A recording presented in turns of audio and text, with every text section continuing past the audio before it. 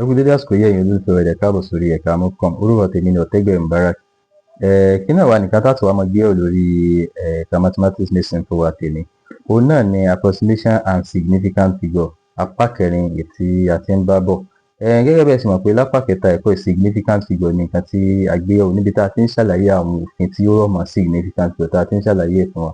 Ẹni tó bá tí wò fídíò wa lórí significant figure ẹ lọ bá wa wò kí àwọn ẹ̀kọ́ ìkọlẹ̀ bá máa yé yín yékéyéké. Kí náà wà nìkan tí a wà máa gbé yẹ̀wò lónìí. Òun náà láti máa ṣe àwọn question lórí approximation àti significant figures. Òun náà ni àwọn nǹkan tí a máa ṣe ní tóní. Àmọ́ ká tó wá lọ ẹ bá wa lọ sí ìsàlẹ̀ fídíò yìí ẹ lọ bá wa tẹ subscribe button kí ẹ lè bá máa rí àwọn fídíò wa ní ìgbà tá a bá ti gbé sí orí afẹ́fẹ́ YouTube tí ó sì tún máa wúlò fún yín.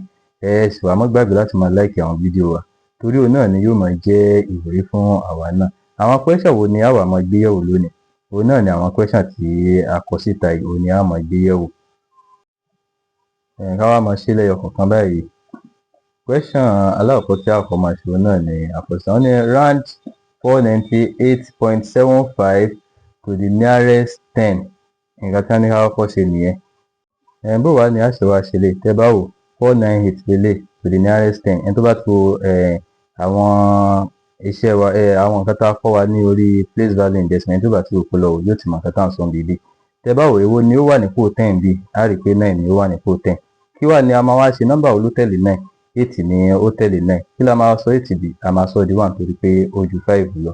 Tá bá wá sọ di 1 a wà add ẹ̀ mọ́ 9 yìí. Tá bá ti add ẹ̀ mọ́ 9 yìí yóò wá jẹ́ kí ni yóò jẹ́ 10 torí pé àwa lè kọ 10 a tún sọ 10 a tún sọ di 1 a tún add ẹ̀ mọ́ 5 yìí yóò bá jẹ́ kí ni yóò bá jẹ́ a tún add ẹ̀ mọ́ 4 yìí yóò bá jẹ́ 5. Answer wa yóò wà fún wa ní 100 to the nearest 10 nìyẹn. Àti sọ the nearest 10 bá ṣe máa ń ṣe òun nìyẹn tí ó rújú rárá. Wọ́n wá ní approximate 0.0376 to the nearest thousandth tàbí wọ́n sì lè pè fún yín 3 decimal places. Ẹni tó bá ti wo àwọn ẹ̀kọ́ wa lórí place value yóò ti mọ̀ nǹkan tá à ń sọ. Tá a bá wò to the nearest thousand a rí i pé 0 yìí ipò 10th òun ni ló wà, 3 yìí ipò 100th ló wà, 7 yìí ipò 1000th ló wà. Tá a bá dẹ̀ kà ń tòótọ́ náà tá a bá wò láti ẹ̀yìn pọ́ìntì 1 2 3 decimal places yẹn 7 yìí náà ipò 1000th òun ló wà to the nearest thousand. Tá a bá fẹ́ sọ di 1000th nọ́mbà wo ló tẹ̀lé 7 yìí? 6 ni a rí i pé ó ti ju 5 lọ. A wà sọ di 1. Tá a bá ti sọ di 1 o a wà add ẹ̀ mọ́ 7 yìí ló bá fún wa ní 8. Answer wa máa wá jẹ́ 0.038 ni answer wa máa wá jẹ́. Bá a ṣe máa ń ṣe òun náà nìyẹn. Question tó tẹ̀lé tí a máa ṣe òun náà nílé. Wọ́n ní round 0.0987 to 3 decimal places. Nǹkan tá a máa ṣe fẹ́lẹ̀ tá a bá fẹ́ sọ di 3 decimal places a ti sọ fún wa pé lẹ́yìn point la máa ń ka nọ́mbà wa 3 decimal places wọ́n pè á wà ní 1 2 3 ẹ rí i pé ò nìyẹn bá a ṣe máa ń kà á nìyẹn 1 2 3 3 decimal places wọ́n ní ká sọ di ẹ rí i pé náà yìí ni ó bọ́ sí 3 decimal places. Kí ni nọ́mbà tó tẹ̀lé 9? 8 ni. Kí wá làwa ṣe fún ètò orí pé ó ti ju 5 lọ? A máa sọ di 1. Tá a bá ti sọ di 1 a wà add ẹ̀ mọ́ náà yìí yóò bá fún wa 10. Ṣé àwọn bóyá a lè kọ 10 a tó nọ́mbà tó tún tẹ̀lé kí ni 8 ni 0 ni 0 yẹn náà a wà sọ 10 a tún sọ di 1 a kàn add ẹ̀ mọ́ 0 tó bá fún wa ní 1 torí pé wọ́n á ní 3 decimal places sẹ́yìn pé ó gbọ́dọ̀ pé mẹ́ta lẹ́yìn láti fi 0 sílẹ̀ yóò wà jẹ́ 0.010. Tá a bá kà nọ́mbà yìí nísìn 1 2 3 ó ti jẹ́ 3 decimal places lẹ́yìn ẹ̀ bá a ṣe máa ń ṣe nìyẹn. Eléyìí náà nísìn báyìí to 2 decimal places 145.999 to 2 decimal places. Tá a bá fẹ́ sọ di 2 decimal places a wà kà lẹ́yìn point 1 2 9 náà ló bọ́ sí 2 decimal places. Nọ́mbà wo ló tẹ̀lé 9? 9 náà ni ẹ rí i pé nílé a wà sọ 9 a sọ di 1 a wà add ẹ̀ mọ́ 9. Tá a bá ti add ẹ̀ mọ́ yóò fún wa ní 10. Ẹ dẹ̀ mọ̀ pé a lè kọ 10 kí la máa wá ṣe? A tún tó náà di 1 a tún add ẹ̀ mọ́ 9 yóò tún fún wa ní 10. A dẹ̀ tún lè kọ 10 a tún sọ di 1 a tún add ẹ̀ mọ́ 5 yóò bá fún wa ní 6 yóò wá jẹ́ 146.00. 00 yìí ló ń sọ fún wa pé 2 decimal places ni òun láti sọ di 2 decimal places báyìí. Kí ló wà ní ètí ó tẹ̀lé tí a tún wá máa ṣe? Òun náà ni ètí ó wà níbí. Wọ́n ní write the following numbers to 3 significant figures. Òun náà ni a máa ṣe. Àwọn òfin yẹn náà ni a fi máa ṣe eléyìí. Ẹ wo aláwọ̀kọ́ kí wọ́n ní ká ṣe ń bẹ̀. Wọ́n ní ká sọ 89.546 ká sọ di 3 significant figures. Bó wá láṣẹ wá ṣe lè gbogbo nọ́mbà yìí gẹ́gẹ́ bí òfin yẹn ṣe rí òun ló wà significant. Ẹni tí ó bá ti wo òfin wa lórí significant kó lọ wò significant figures kó lọ wò àti ṣàlàyé ẹ̀ ń bẹ. Gbogbo nọ́mbà yìí òun ni ó wà significant. A wá ka 3 significant figures lórí 1 2 3. Ẹni pé mẹ́tẹ̀ẹ̀ta nìyẹn 5 ló dé. Nọ́mbà wo ló tẹ̀lé 5? 4 ni. 4 ló tẹ̀lé 5. Láyé pé 4 yẹn kò tó 5 a máa round down nìyẹn. Kí wá la máa wá ṣe tá a bá round down?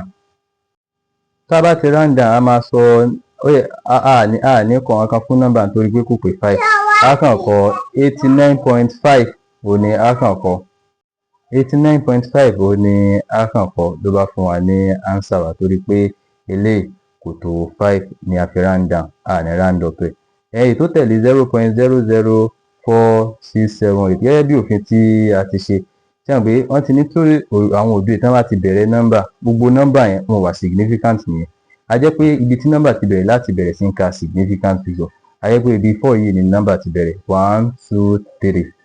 3 significant figure yẹn. Nọ́mbà wo ló tẹ̀lé 7? 9 ni ó tẹ̀lé 7. Kí la máa wá ṣe fún 9 yẹn? A máa sọ di 1 a máa add ẹ̀ mọ́ 7 ló bá fún wa ní 8. Ilé máa wá jẹ́ 0.00468 ló bá bọ́ sí 3 significant figure bá ṣe máa ń ṣe nìyẹn. Kí wá tún ni nọ́mbà tó tún wá tẹ̀lé? Ilé náà ni last question tí a máa ṣe fún títòní. Wọ́n ní ká 623,835 ká sọ di 3 significant figure. Gẹ́gẹ́ bí ẹ ṣe mọ̀ gbogbo nọ́mbà yìí náà ló wà significant. A wá ka 3 a kà 1 2 3. Ẹ ti pé 3 lélẹ́yìí. Ibi 3 náà ni 3 significant figure lòun náà ló dé. Nọ́mbà wo ló wá tẹ̀lé 3? 8 ni. Kí la máa wá ṣe fún 8? A máa sọ di 1 a wá jàn mọ́ 3 yìí yóò bá fún wa ní 4. Yóò wá jẹ́ 624. Àwọn yòókù a kàn sọ di 000 ni. Tá a bá wo nọ́mbà yìí gẹ́gẹ́ bí òfin tí wọ́n sọ fún wa náà a rí gbogbo 0 yìí kò wà significant torí pé ó parí ẹ̀ kì í dẹ̀ ṣe decimal number. Àwọn mẹ́tẹ̀ẹ̀ta 1 2 3 òun ló wà significant. 3 significant figure ni ẹ̀. Ẹ lọ bá wo fídíò wa lórí significant figure kẹ́ ẹ wo àwọn òfin tí a ṣe síbẹ̀ kẹ́ ẹ wo àwọn òfin òun náà ni ó fi máa yé wa. Tẹ́ bá ti mọ̀ kò sí nǹkan tó le nínú gbogbo àwọn question yìí. Ẹ ṣé gan tí ẹ̀ ń tẹ̀lé wa ká lọ. Ẹ wá má gbàgbé láti lọ wo fídíò wa lórí percentage àti approximation kí ẹ̀kọ́ ìkó tó fi lè máa yé wa dáadáa. Àti kí ẹ tún má gbàgbé láti lọ wo fídíò wa lórí àwọn òfin significant figure yóò tún fi máa yé wa dáadáa. Ẹ wá máa fojú sọ́nà lórí fídíò wa lórí indices àti logarithm òun náà ni a tún máa ṣe lẹ́yìn ilé. Ẹ ṣé gan tí ẹ̀ ń tẹ̀lé wa ká lọ. Ẹ má gbàgbé láti lọ subscribe sórí ẹ̀ka YouTube wa kẹ́ ẹ lè bá máa rí àwọn fídíò wa nígbà tá a bá ti gbé jáde. Ẹ sì má gbàgbé láti máa like àwọn fídíò wa. Ẹ ṣé gan tí ẹ̀ ń tẹ̀lé wa ká lọ.